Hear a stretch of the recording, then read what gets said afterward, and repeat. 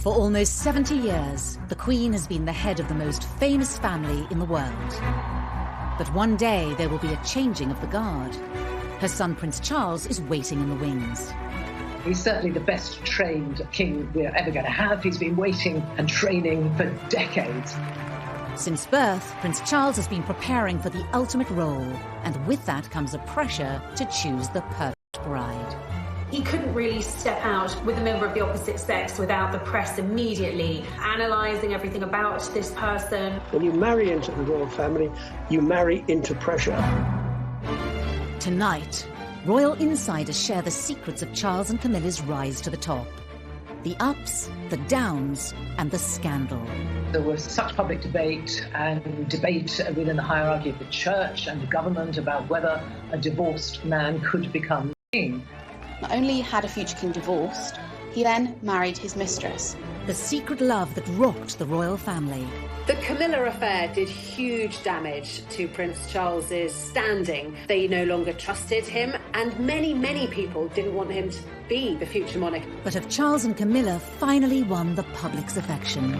Ladies and gentlemen, I'm going to say a few brief words. It's hard to imagine that when Camilla was the most reviled woman in Britain, that today she is wife of our future king. Once young lovers, now 50 years later, are they ready to rule together? Charles was born very simply to be king. I think he's strong enough and positive enough, with Camilla by his side, to make a very positive, good king. The story, as will be written in the history books, will be a great love story. In 21st century Britain, appearances from Prince Charles and Camilla, the Duchess of Cornwall, are a cause of celebration for many. Charles, the longest-serving heir apparent in history, and Camilla, as his future princess consort, has an integral position in the royal family. Ministers, ladies and gentlemen, welcome to Clarence House, and thank you all very much for coming. But as the royal couple celebrate their 15th wedding anniversary, at the beginning of their relationship, this never seemed like a possibility. Since his birth in 1948, Charles has always been the king in waiting. This was just after World War II, and in terms of the stability of the country and the stability of the monarchy, the birth was seen as a major event. It was a moment for huge celebration because Charles was born very simply to be king. The eldest of 4 siblings, and with the future of the monarchy on his shoulders, Charles had to quickly learn the responsibilities of royal life. Charles didn't spend a lot of time with his mother in the early years. She went off on tour and left the children at home with nannies and governesses. He really wanted to do well at everything, didn't want to put a foot wrong. And I think that must have been really challenging. There's little doubt that his early years and his years at school was a very difficult time for him. He also found that he was a centre of so much attention that made him realise that in his particular position there would always be fascination in everything he did. As the future king grew older, questions began to be asked of who would one day be his queen. There was acute interest in his private life from the start, really. And of course, that forensic press scrutiny was something that continued through the years. Any woman that happened to be on his arm was already listed as the future wife and a future queen. It does bring a lot of pressure. He was a fit guy, you know, he was very intelligent, the girls seemed to like him, but he was in a way weighed down by all of these worries and expectations of what was expected not only of him as heir to the throne, but of his future bride. In the early 70s, Charles would make an introduction that would change the course of royal history. Camilla came from a very high society background. She had aristocratic links back through her family, and she had a very kind of privileged high society upbringing. Camilla was engaged to Andrew Parker Bowles. They were going to get married, and then it didn't happen. It was a sort of on-off relationship, and while it was off, Camilla sort of befriended Charles. They clicked immediately. There was a chemistry between the two of them, and really, I think probably Charles fell in love with Camilla from the moment that he met her. In many ways, she did tick the right boxes for a future consort for the Prince of Wales. But did those close to the future king approve? It's fair to say that the senior royals, and certainly the important figures in Charles's life, his mother, his father, and the Queen Mother, who Charles was incredibly close to, he always turned to for advice and would certainly have wanted the seal of approval from. They certainly didn't think that she was suitable future royal bride material. She had a past, and she romanced Andrew Parker Bowles. Parker Bowles had also gone out with Princess Anne. The heir to the throne nearly always was encouraged to go for a wife who was whiter than white, and it was viewed very much that Camilla did have too much of a colourful past. And for Camilla, his royal duties took him away.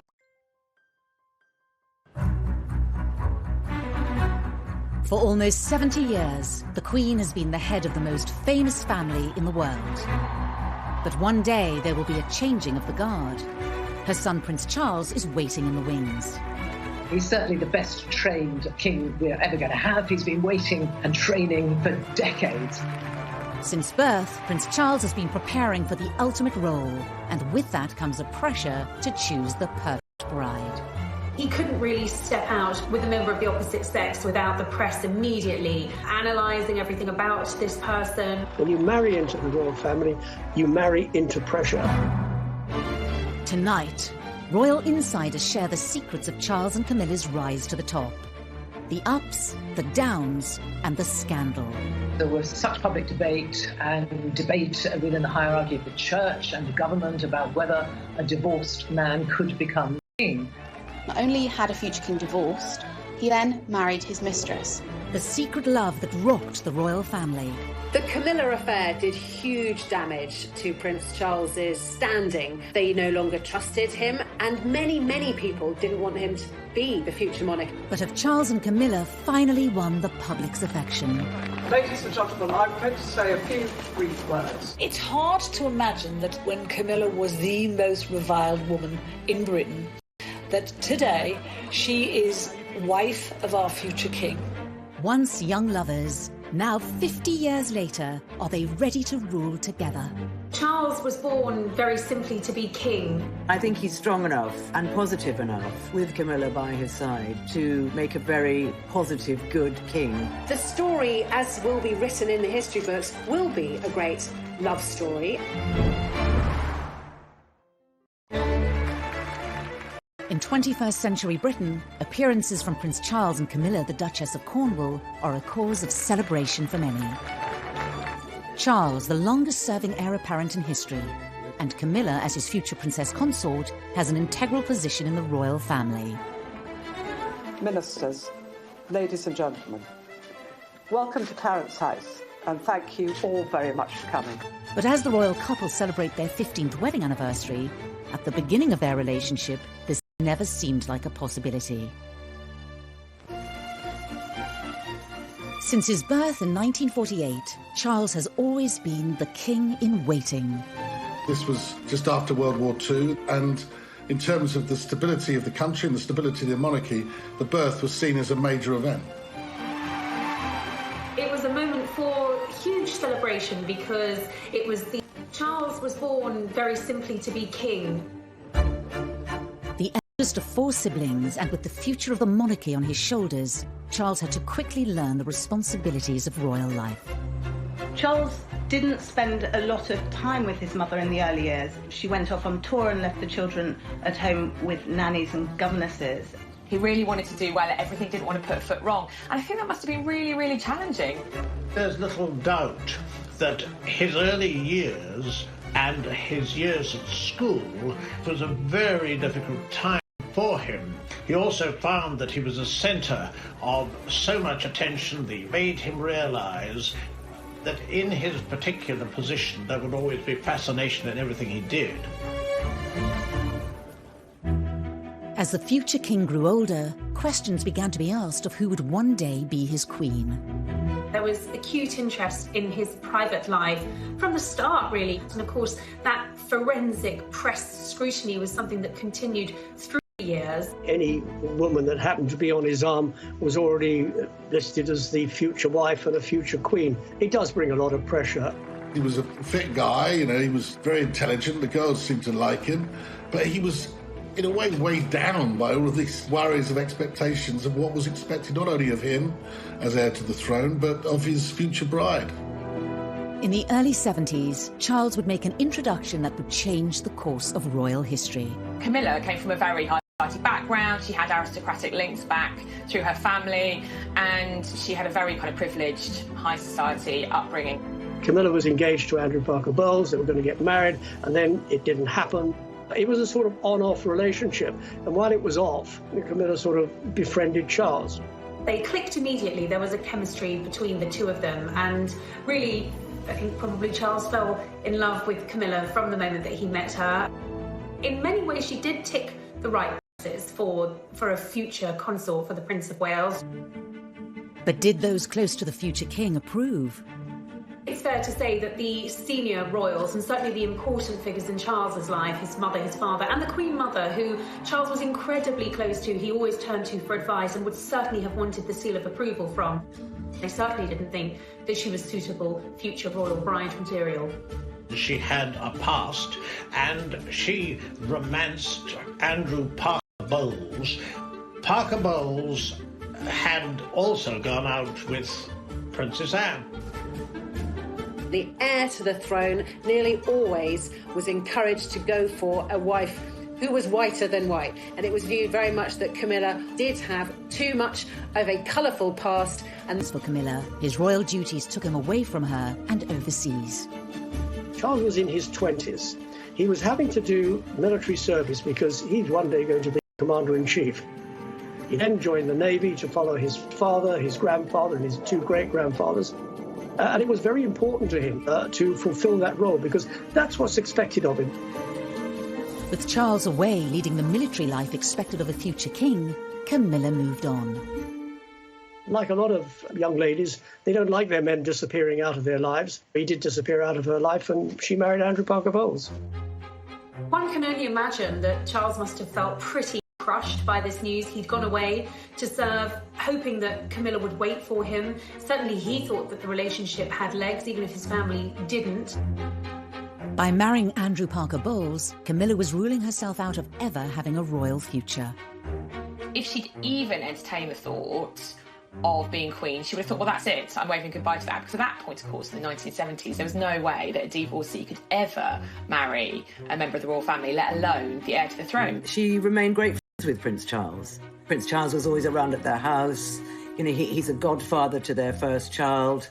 He was almost one of the family. By the late 70s, eligible bachelor Charles was approaching 30 years old, and still without a future queen by his side. It's getting on a bit, isn't it? About time we got married. The media scrutiny grew. He was seen very much as the action man, and a lot of glamorous women sort of came and went. And, you know, the tabloids began to catch on to the fact that this was a bit of a good story. He couldn't really step out with a member of the opposite sex without the press immediately analysing everything about this person. Even though he was very much sought after, that in terms of his connection, in terms of that love, his relationship with Camilla never left him. One of the women Charles dated was Lady Sarah Spencer. An aristocratic family of earls and dukes dating over 500 years and links to Winston Churchill, the Spencer name was an ideal match for a royal prince. Although the relationship with Sarah didn't last, it resulted in Charles meeting her younger sister, Diana. Shortly after the funeral of Lord Mountbatten had been assassinated, Charles had been very, very upset. And Diana said to Charles, I saw you at that funeral and you looked so terribly sad. And he was very touched by this. And there was beautiful young girls showing him attention, and clearly he felt a lot of responsibility too, to fulfil what was necessary as the heir to the throne and get married.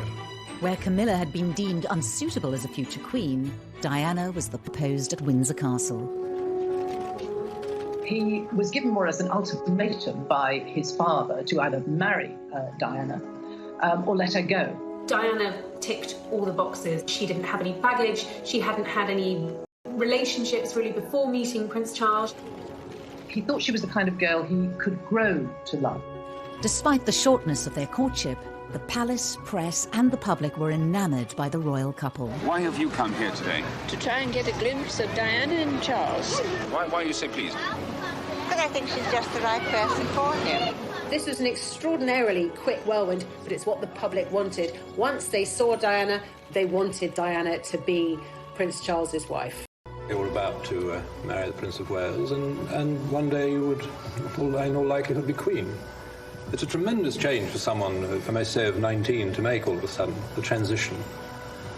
It is, but I've had a small run out to it all in the last 6 months.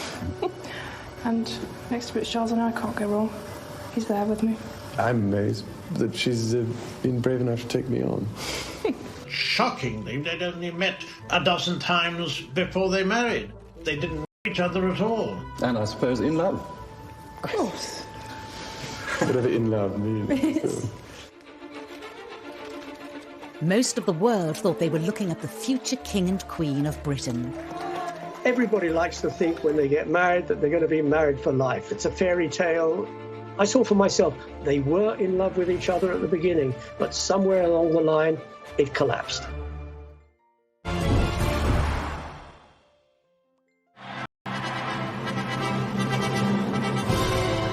On a hot summer's day, with the eyes of the world upon them, Prince Charles married Lady Diana Spencer in July 1981.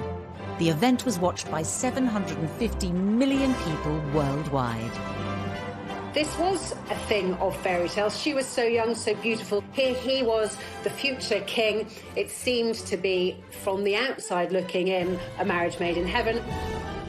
The feeling was electric, from one end of the United Kingdom to the other, from north to south, from east to west. The United Kingdom was granted a national holiday to mark the wedding of the heir to the British throne, who was marrying somebody many thought to be the perfect future queen. They bought the tea towels, they bought the mugs, they turned up outside St Paul's Cathedral, they lined the streets of the Mall, they gathered outside that famous balcony to watch that iconic royal kiss. When the truth was somewhat different. Behind closed doors, marries into the royal family. When you're born into the royal family, you grow up with that pressure. When you marry into the royal family, you marry into pressure.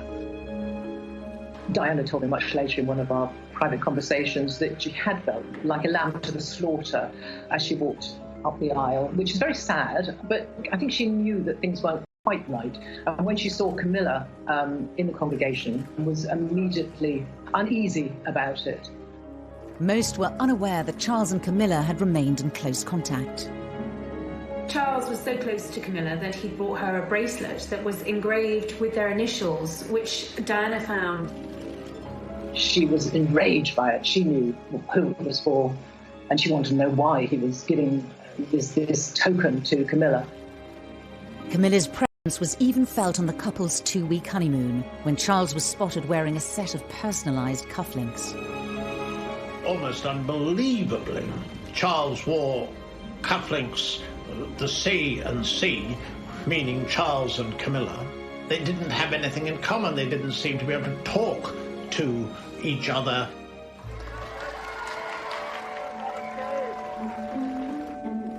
Despite whispers in the press of a rift between the royal couple, within 3 years Charles and Diana had welcomed 2 sons, William and Harry, into the world.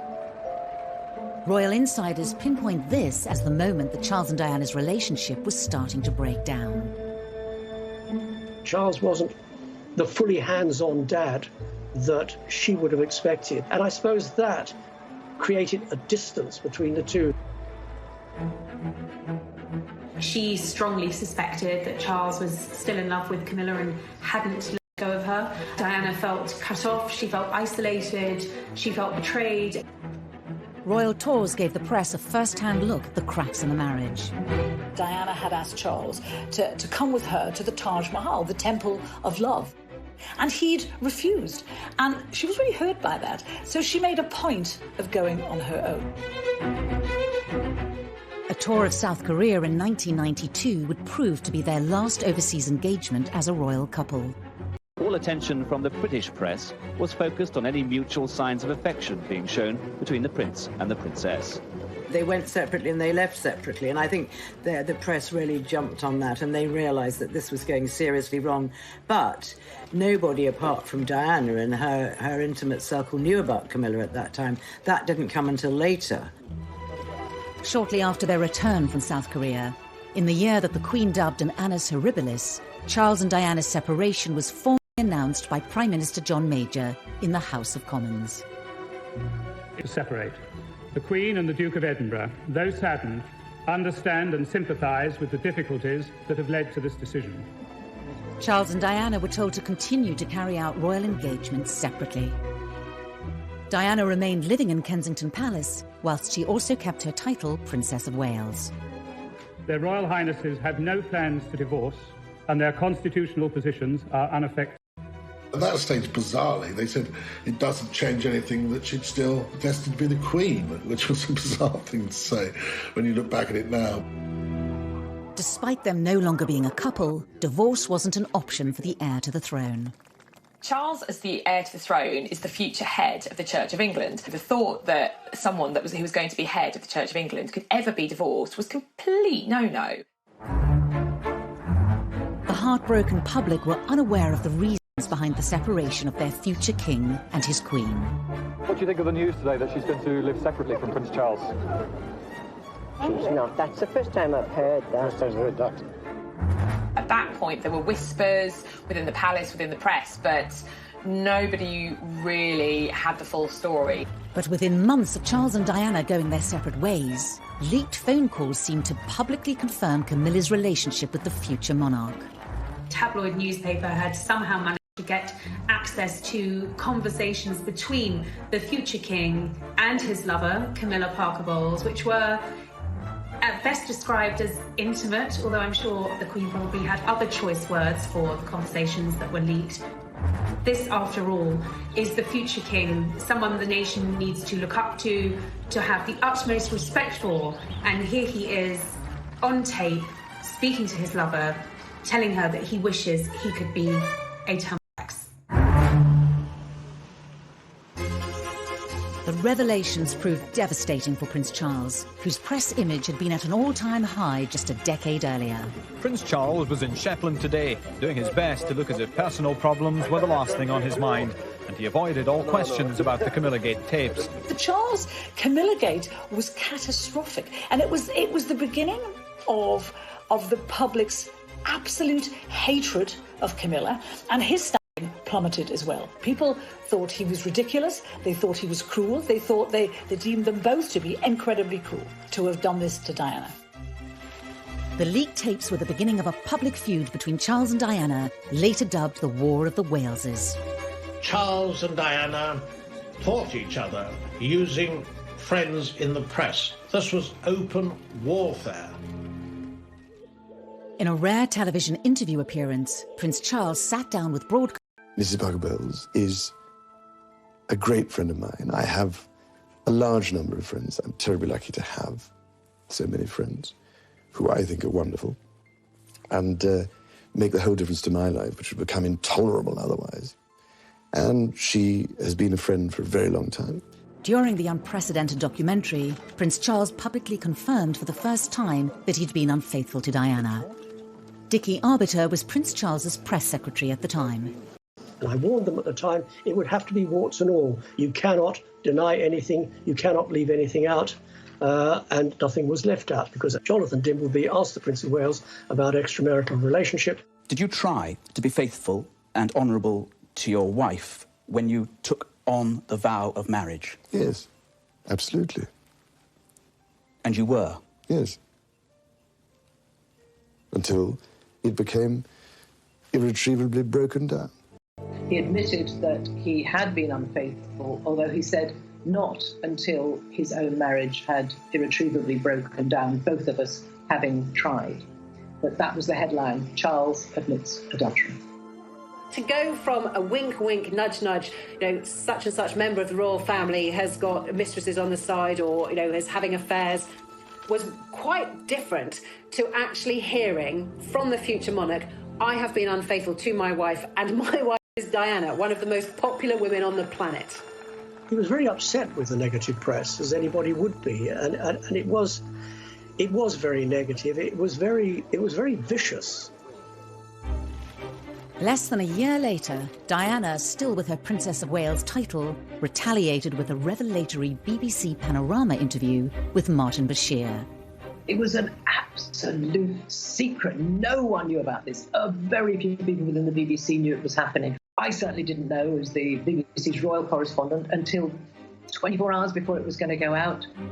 In the hour-long interview, Diana laid bare details of her marriage, as well as confirming that Charles had been having an affair with Camilla. Your husband renewed his relationship with Mrs. Camilla Parker Bowles. Were you aware of that? Yes, I was.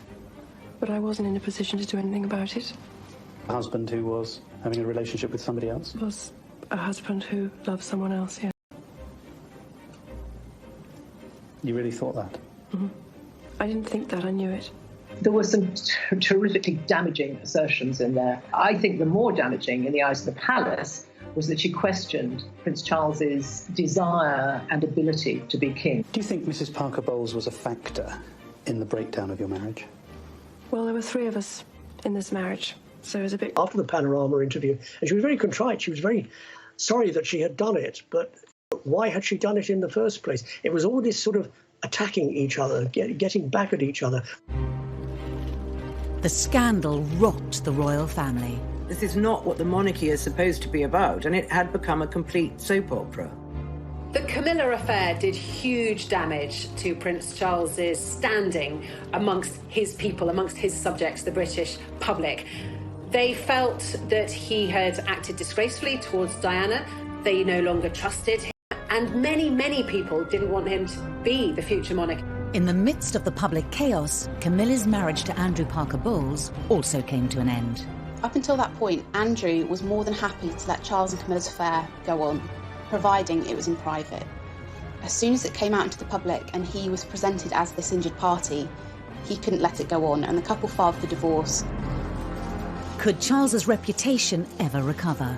Had his affair with Camilla ended all hope of them ever being together?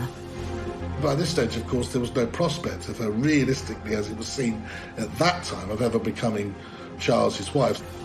Charles became very well aware that if he was ever going to regain those things, respect, trust, authority, leadership, it was going to be a slow road back to recovery.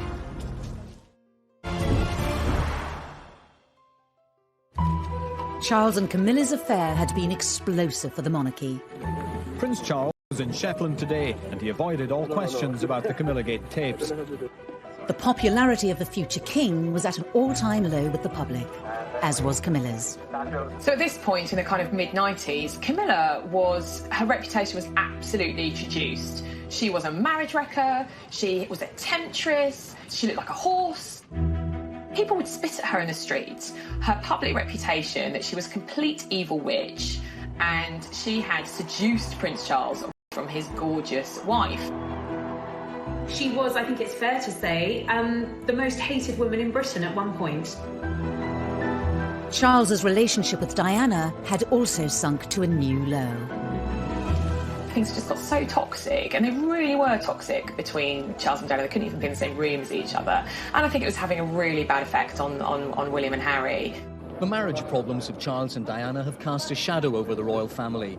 Now the Queen has decided to bring the whole issue to a head by advising them to divorce. There's no doubt at all that as Supreme Governor of the Church of England, the Queen certainly did not welcome the prospect of divorce. But since there was such enmity between the couple, there was absolutely no choice. HRH the Prince of Wales versus HRH the Princess of Wales. This was unprecedented. Of course, Charles, as a future king, is going to be the head of the Church of England. The Church of England does not condone divorce. So this was damaging for the royal family. With all these revelations, with all the press speculation and coverage of a bitter divorce between the couple, no one would ever think of Prince Charles as the next king. He was widely considered unfit to be the next monarch of Great Britain. Charles's position as the future king looked precarious, and his relationship with Camilla was damaging his standing within his own family. He had been so determined to stay by Camilla, to keep her in his life, that he'd alienated not just the public but many members of his own family too. The Queen did not want the pair of them to be together. She had said time and time again she wanted the relationship to be over. During this difficult time, there was only one person he could turn to and truly confide in. While Camilla was absolutely reviled in England, hated by a lot of people, to Charles, she was his absolute pillar of strength. You know, she was his rock, and really, she was everything to him. Charles was determined to continue his relationship with Camilla and one day make her his future queen. Anyone close to the Prince of Wales, and that included his mother, knew that when it came to Camilla, she was non-negotiable, and Charles made that very clear from the outset. He hadn't gone through everything he'd been through, the public humiliation, the admitting of adultery, not to be with Camilla at the very end of it all. When Camilla was divorced and Charles was divorced, it kind of opened up the possibility of the two of them getting together, but both of them being very sensible people and grown up, realised that this would not be a walk in the park. They would have to do it very gently to ease Camilla into society. If Charles was to keep his throne and one day end up with the woman he loved, he would have to improve his public image and regain their respect. Charles went into damage limitation and firefighting on a level that, frankly, the palace were probably not equipped to do. Charles employed Mark Bolland, a very seasoned and experienced PR professional, to rehabilitate his and Camilla's image. One of the ways he did that was he absolutely befriended all the newspaper editors, he befriended all the newspaper owners, and he gave those editors stories, favourable stories about Charles, about Camilla. And he would feed us little bits of information. He would tell us what Camilla was up to, what Charles was up to, what his feelings were about Camilla. Then Prince Charles and his sons, on their first day together on holiday, appeared, having deliberately and most unusually encouraged the press and television coverage. He was beginning to lay the groundwork for the woman who he wanted to one day be his queen. But in 1997, tragedy struck. We have reports from Paris that Diana, Princess of Wales, has been killed in a car accident. I think that Charles was devastated when Diana died. I think he was racked with guilt. I think also he wanted, as the Queen did, to protect William and Harry. But the monarchy tends to work using precedent. There was absolutely no precedent for the outpouring of grief, which was completely unique when Diana died. But there's no question that Charles' attempts to get the public on side with Camilla were obviously set back. In the face of this national tragedy, it looked like the British public would never accept Camilla as part of the royal family. I think that after Diana's death, Camilla was abused in the street, was yelled at, she had nasty letters written to her. It was really difficult for her. The size of the challenge that was facing Charles and Camilla was immense, and many people thought it was impossible. People thought if they wanted to be together, they would have to be together abroad, that it could never, ever happen within the United Kingdom. A year after Diana's death, Charles restarted his campaign to introduce Camilla as the woman who would one day stand beside him. But he was met with strong opposition. The Queen was quite clear that she was not going to meet Camilla. She didn't want to hear about Camilla, and it was still a name that really wasn't widely spoken in palace corridors. She, as constitutional monarch, felt she should uphold the standards that she'd adhered to all her life, and should she accept that her divorced son should be with a divorced woman? Should she condone this relationship? Was that what her faith, her religion, she's very religious, would guide her to do? The Queen may have been having doubts, but on Charles's staff, it was decided that they needed to forge ahead with introducing Camilla to the great British public and bring her out into the open as Charles's partner. There was an attempt to do it at the wedding of Santa Palmer Tompkinson, and her mum, Patty, was Camilla's best friend. So they were going to try and be together there, but that couldn't happen either because they decided they would upstage the bride. And that wasn't fair. There had been suggestions that the Prince and Camilla Parker Bowles would take the opportunity to go public with their relationship. But she joined other guests well before him, looking relaxed and... The couple were invited to the birthday party of Camilla's sister Annabelle, to be held at the Ritz Hotel in London. It was seen as the right opportunity to give the British public their first glimpse of Charles with his future consort Camilla by his side. It was dubbed Operation Ritz. I remember being in the newsroom, and it was a cold day in January, and rumours started to knock about that something was going to happen down at the Ritz, and that maybe we were going to get sight of Charles and Camilla together for the first time. Mark Bolan was giving sort of the nod and the wink that actually we ought to get our ladders down there. So I said to the news desk, right, get the ladder down there. Well, there were 200 cameras there, I think. Charles and Camilla emerged. She was wearing a very neat little black coat, and I remember she had a beautiful choker on at the time. And they stood and they posed for photographs, and those photographs went around the world, and that was the beginning of trying to get the public to like them. Of course, it's only a picture, but last night's coming out was symbolic. Whatever people think about Camilla and Charles, they're telling the world we're a couple, and you better accept it. This was a big statement. Camilla was going to have some sort of formal role in the future, because there she was on the arm of Prince Charles, very officially his date for the evening. This really felt like a turn in the road. Suddenly, Camilla wasn't just Charles's mistress. Now she was his companion. Now the press had their first picture of them, it was down to the Queen to give the relationship the seal of approval. In 2000, she agreed to attend a birthday party for King Constantine of Greece, to be held at Charles's home, Highgrove. So on the guest list was Camilla. It seems Camilla's friendship with King Constantine of Greece, seen here at his daughter's wedding, was crucial to her inclusion on the guest list for his 60th birthday party today. The Queen, it seems, made a very deliberate decision to attend. As the press officers in the royal family are very frequently reminding me that, Emily, private things remain private. Sometimes private things do not remain private when they want to send a message. And at that particular point, they wanted to show, or at least Charles wanted to show, Camilla had got the ultimate seal of approval from his mother, the head of state, the Queen. The Queen knew that if she met Camilla in a formal or semi-formal capacity, it would be a really, really big deal. Buckingham Palace are playing down the importance of today's meeting, but for Charles and Camilla, it is a milestone. The heir to the throne's long-term companion, now accepted in royal circles. The Queen, of course, would have preferred Charles not to have divorced. She would have preferred him not to have admitted adultery or not to have committed adultery. But she is quite a proud, wasn't going to go anywhere. And I think the Queen then thought, well, we might as well get on with this, and she might as well be welcomed into the family. The meeting with the Queen was absolutely fundamental in the turning point of the public accepting Camilla, because the feeling was, certainly among Charles and his advisors, that if the Queen could accept Camilla and could welcome her into the family, then the public could welcome Camilla too.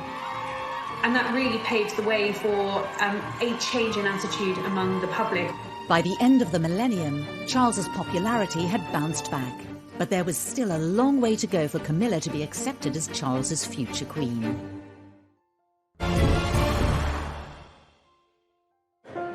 As king-in-waiting, Charles will not only inherit the throne one day, but also become supreme governor of the Church of England. This posed a problem for Charles and Camilla's relationship. By now, they were officially living with each other at Clarence House and Highgrove. But was Camilla's status as common-law wife appropriate for a future king and head of the church? Marriage would make the relationship far more appropriate.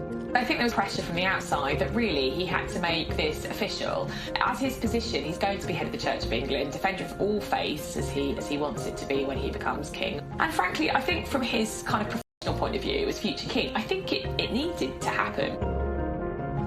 But there was a problem. The Church of England did not approve of divorcees remarrying.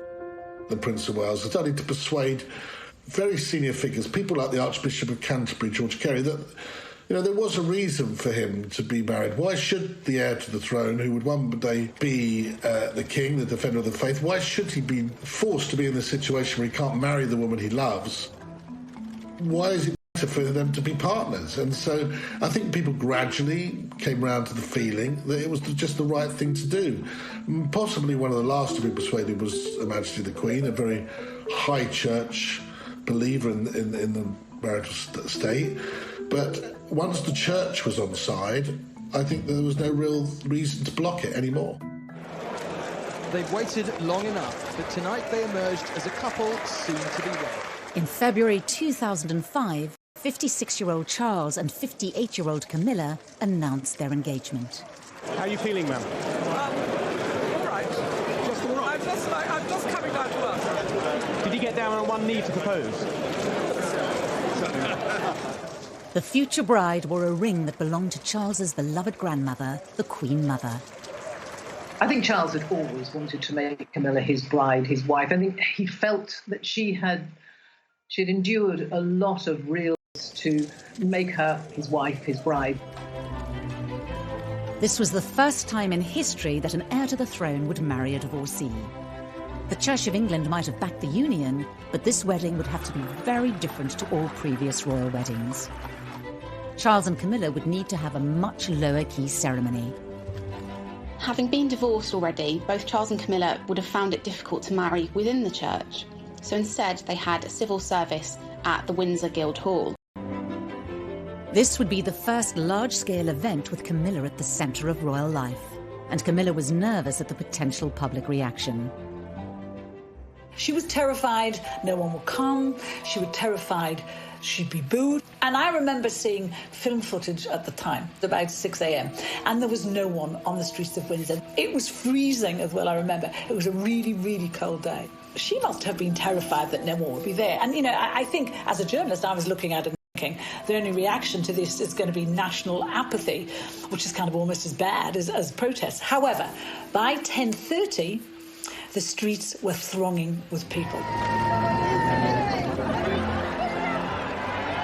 As the Prince and his bride were being driven the short distance from Windsor Castle to the Guildhall this morning, history prepared to record a royal marriage without precedent.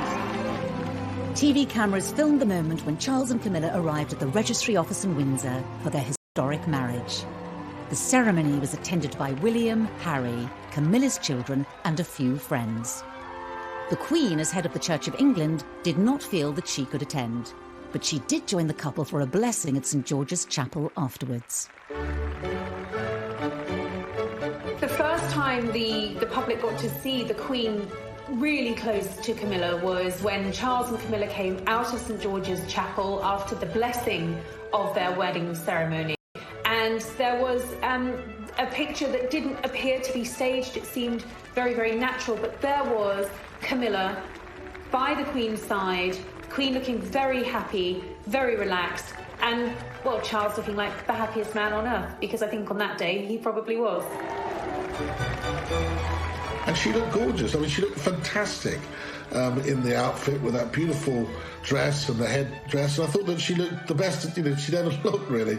And I think people really at that time thought, well, why shouldn't these two, who were the picture of happiness, who had this long, long love affair on and off over many years, why shouldn't they find happiness? Camilla was now officially part of the royal family. The palace announced that she would be called Princess Consort when Charles becomes king. The Queen also gave her a title of Duchess of Cornwall, which is actually her secondary title. Legally, she is Princess of Wales. But Camilla knew how fond of Diana the public had been. It wasn't going to wash with them that she would be the next Princess of Wales.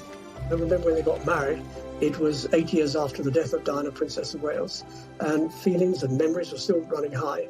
So she's used the other title, Duchess of Cornwall. She's quite comfortable with it. Titles do not matter to Camilla. She doesn't really care one iota what she's called, as long as she's not called anything rude. The wedding drew a line under Charles and Camilla's past once and for all, and allowed the world to look to the future of the monarchy. For all the spin doctors and PR that had gone on for years behind the scenes, the thing that really transformed Camilla's public image was the royal wedding, because that was her becoming a member of the royal family. And therefore, she was no longer an outsider. She was the Duchess of Cornwall. She is a future Queen. So the marriage changed everything. Who would have thought that 10 years before, the woman who had been vilified by the British press, Camilla Parker Bowles, was a potential future Queen consort? Now that Camilla was officially part of the royal family, the British public could see what sort of future consort she would be. Of course, once she had married into the royal family, she became Charles's consort. She was there with him on royal engagements. She accompanied him on some royal tours. And actually, Camilla proved to be incredibly popular. She did her own PR. She didn't need a spin doctor. She did what she does best. She engages with people. She has a good relationship with the press pack. She doesn't upstage the Prince of Wales in any way. They are a great team. We have to remember that she didn't have a job. She left school with 1 O-level and she didn't have a career. She wasn't a career woman. And at the age of about 60, she had to learn how to work very hard, because Prince Charles does about 502 engagements a year. He keeps going all the time. He works every day, including Christmas and Easter.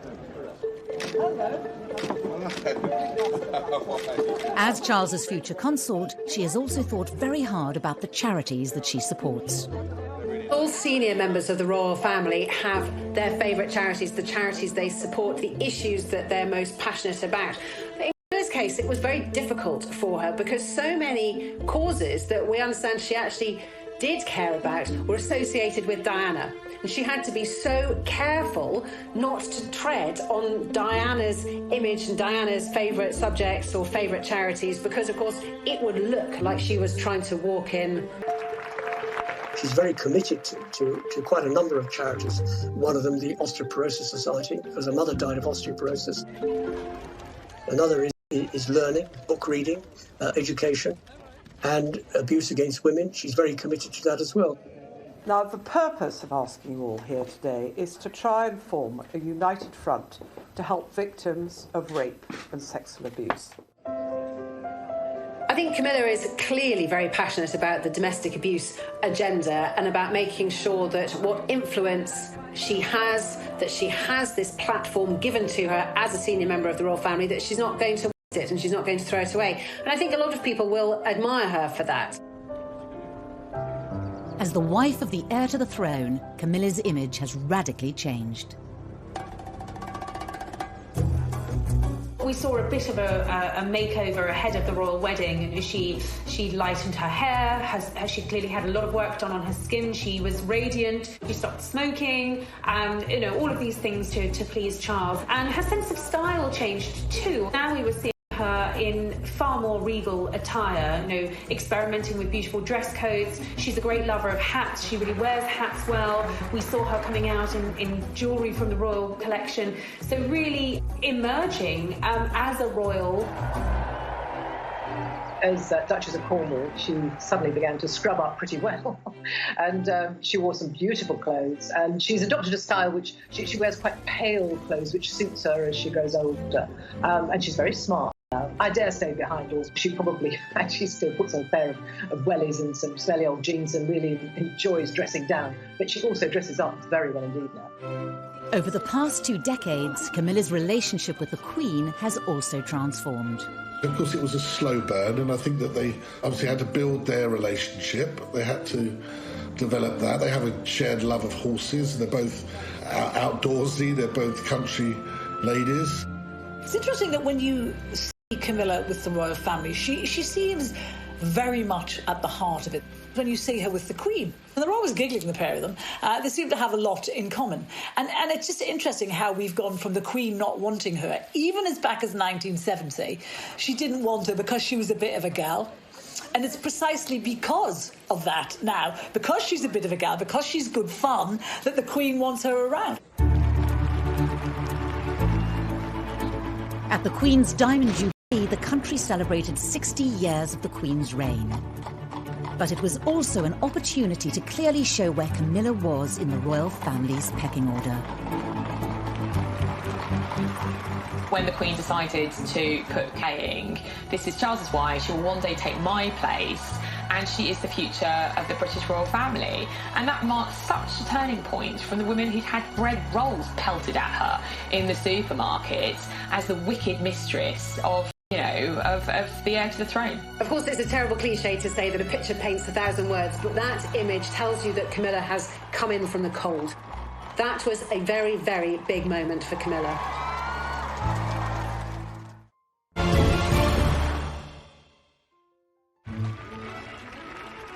By the time of her wedding to Prince Charles in 2005, Camilla Parker Bowles' journey from royal mistress to royal wife had been extraordinary. Labelled a marriage breaker by the press and reviled in public, she had fought hard to win her place next to Prince Charles. Whatever people think about Camilla and Charles, they're telling the world we're a couple. Despite her place in the nation's affections and the approval of the Queen, she still had to convince the hardest judges of all: the rest of the royal family, and in particular, Princes William and Harry. Camilla's relationship with William and Harry has always been quite tricky. Diana obviously painted Camilla as the marriage wrecker. For the Prince of Wales, the first proper meeting between his son William and his longtime friend Camilla Parker Bowles was obviously a significant event. The princes were in their mid-teens when their father's relationship with Camilla became public. Harry refused to see her to start with. Harry wears his heart on his sleeve. He was in his teenage rebellious phase, smoking dope and kind of getting into trouble. But with children of her own, Camilla was well placed to tackle the unique challenges of being stepmother to William and Harry. In the early years after Diana's death, all those boys had was Charles. And we all know Charles was emotionally stunted. So they would have needed a woman to talk to sometimes. And I suspect Camilla was very good at fulfilling that role. William first spent half an hour with Camilla, it's now emerged, and they've got together again since. She knows that she's not their mother. She's never tried to step in and be their mother. She has been there to support them when they've needed that support. So what was, in the early stages, a very difficult relationship has grown to become a very close one. It is amazing how close we've become, you know, I mean, ever since our mother died. She's a wonderful woman, and she's made our father very, very happy, which is the most important thing. William and I love her to bits. 10 years before Camilla married Charles, it was inconceivable that William and Harry would have accepted her into their family. But both princes would themselves bring new people into the royal fold: Kate and Meghan. As a royal outsider herself, Camilla had great empathy for both young women. For Kate in particular, Kate didn't know how to be royal, so she would have felt like an outsider. And in those early days, she was pursued by the paparazzi, by the press. The new bride has experienced it at first hand. She, not William, will be the focus of attention. While Camilla, she knew how it worked, and she was in a very good position to give Kate advice.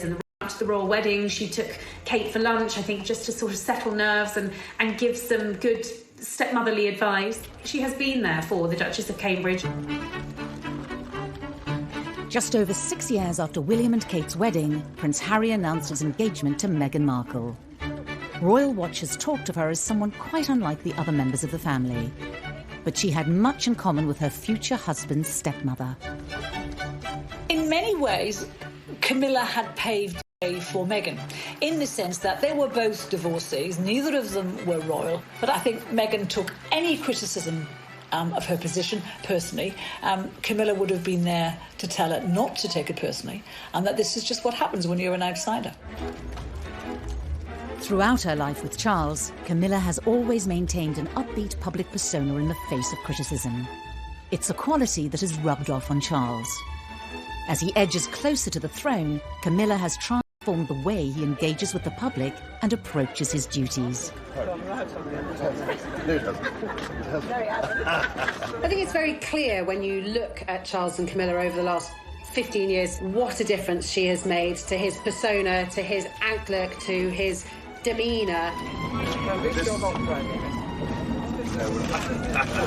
We don't want to alarm. He's just clearly a much happier person now. He's relaxed a bit. In 2017, on a trip to Canada, Charles and Camilla visited native communities. One of the things laid on was this Inuit couple who were throat singing. And it sounded very much like two people having sex. Charles and Camilla were tickled pink by this. They were giggling like couple of teenagers. And that would never have happened 20 years ago. Charles was a very serious, not a very humorous man. She lights up his life.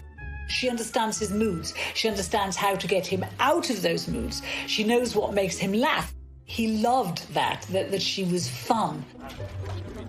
Camilla has played a large part in softening Charles's public image during his long march to the throne. The awkward young man who blushed before the cameras. How you feel today, both of you? A confident public figure through the influence of his second wife. I think that Prince Charles would say that Camilla had been the making of him. I think she would be very modest about it and say absolutely not at all. But there may be one area of Charles's public activity which Camilla is powerless to change. His now infamous so-called political meddling. The results of human activity warm even this remote ocean. He has been outspoken on many issues in the past, and some of which have landed him in hot water. In 1984, at a prize-giving dinner for the Royal Institute of British Architects, Charles denounced a proposed extension to the National Gallery. What is proposed seems to me like a monstrous carbuncle on the face of a much loved and elegant friend. Ever since, Charles has been accused of voicing opinions on areas of British life that some claim he has no right to be involved in. Patients should be able to gain the benefit of the best of both worlds, complementary and orthodox. In 2015, The Guardian newspaper revealed letters written by Charles to cabinet members over policy issues close to his heart. We know he cares about the environment and architecture, genetic engineering, all these things that mean a lot to him. And he's not afraid of controversy. The environment is full of uncertainty. We have made it into a rubbish dump. But he's writing the sort of letters with questions that you and I might ask. We won't get the answer, but he'll get the answer. As Prince of Wales, Charles's outspokenness has been tolerated. But when he takes the throne as Charles III, will it continue? The monarch is not supposed to get involved with politics. It will be interesting to see how Charles handles this, because he's not used to taking a step back. I think we will see him being proactive and possibly even political, with a small p. But I think it does give us an indication that Charles is going to be a hands-on king. But, you know, the monarchy changes all the time. Maybe he will be allowed to do that if he ever gets to be king. As Charles stands poised to become king, Britain is braced for a different, more political kind of monarchy. But the question remains, when will he take the throne? And when his 71-year wait ends, will Camilla take the title of Queen?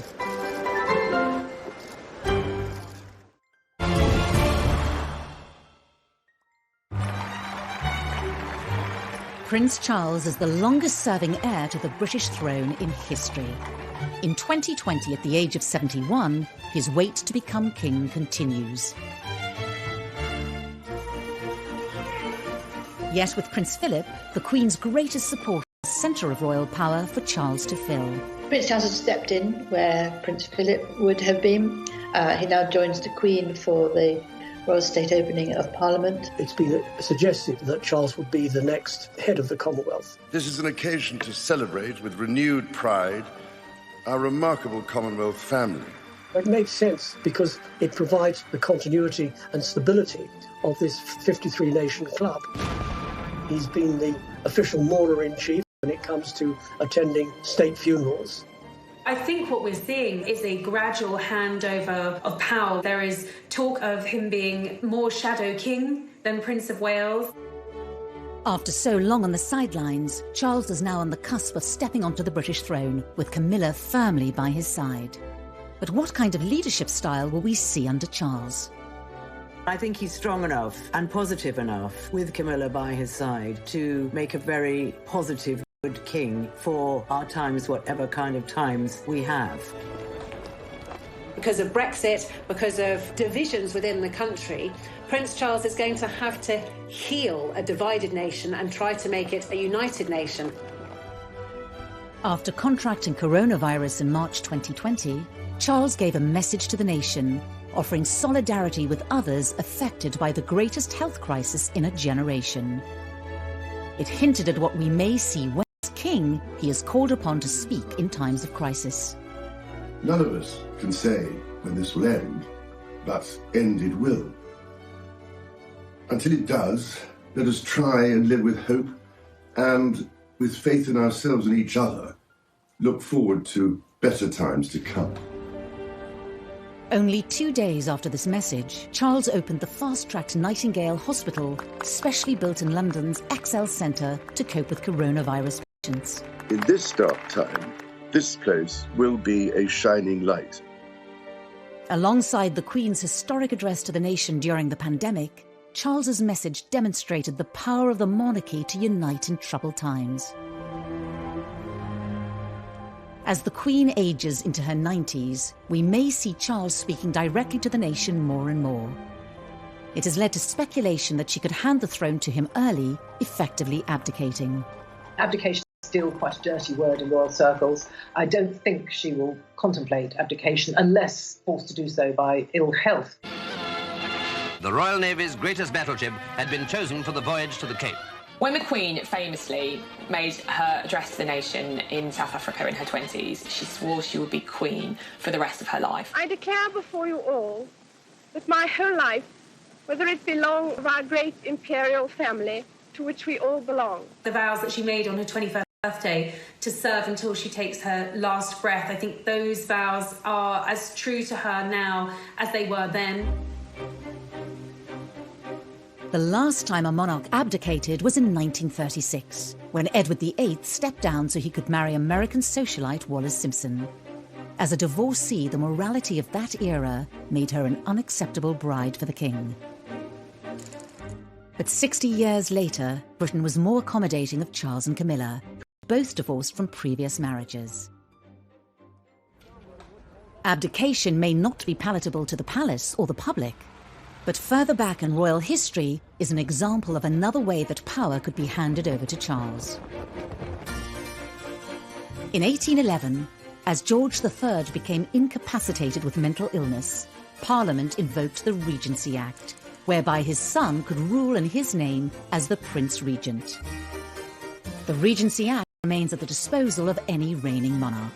The Regency Act means that she still retains the title, but the next in line, i.e. Prince Charles, will do all the duties for her. I don't believe for a moment that there will be a Regency Act invoked unless there is a serious illness that prevents the Queen from carrying out her duties. There are no signs of that. However it may happen, the rule of Charles III edges ever closer, with Camilla destined to be by the King's side. 20 years ago, it was inconceivable that the British public would have tolerated her in this position. But today, it seems she will be welcomed warmly into the role. But will there be support for her taking the title of Queen, even though Clarence House stated she would be Princess Consort at the time of their engagement? I think after everything that she's been through, all the vile press that she had to put up with, the names, the backstabbing, I think he will want her to be Queen Camilla. There will be some sort of testing the water. There will be focus groups and polling being done to find out if that is acceptable to the British public. I mean, what a rehabilitation. She was the most hated woman in Britain. She had, tempted him away from his perfect wife and children, and they were having this affair, and it caused this divorce and the scandal of the 90s. To then be crowned as Queen Camilla is absolutely extraordinary. Whether she is called Queen or not, Camilla will be the closest confidant and support for our next king. But who else will be included in Charles's monarchy? There have already been signs very clear for quite some years that he wants to streamline the monarchy, and he doesn't want too many members of the family to charge the British taxpayer more than they have to. Although this might be a good thing for the taxpayer and a good thing for the way the royal family work, it's not such a good thing for the charities, because you can't stay involved with all these charities with so few people. With the high-profile departures of Harry and Meghan, followed by Prince Andrew's dramatic exit from official duties, Charles's push for a smaller monarchy is already becoming a reality. We are now at a point where we are almost on a skeletal royal family. It's gone beyond streamlined. We've got the Queen, we've got the Prince of Wales and the Duchess of Cornwall, we have the Cambridges, and of course, Princess Anne. Whatever form Charles's inner circle takes, Camilla will be beside him, as she has been for 20 years. Their journey as a couple together has not always been smooth. But it seems for now, destined for a happy ending.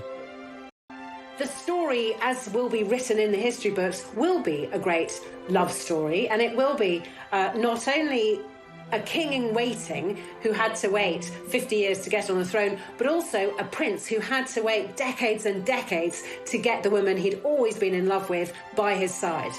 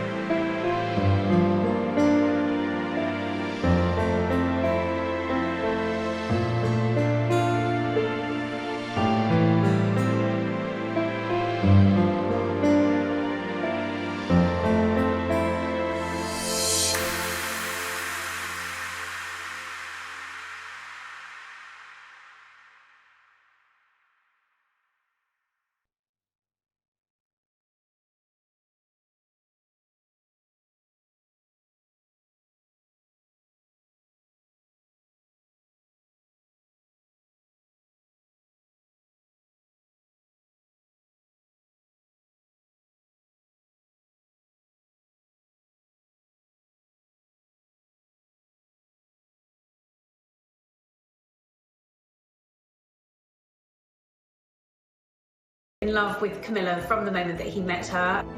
In many ways, she did tick the right boxes for a future consort for the Prince of Wales. But did those close to the future king approve?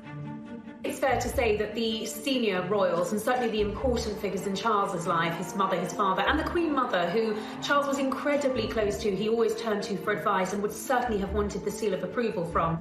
They certainly didn't think that she was suitable future royal bride material. She had a past, and she romanced Andrew Parker Bowles.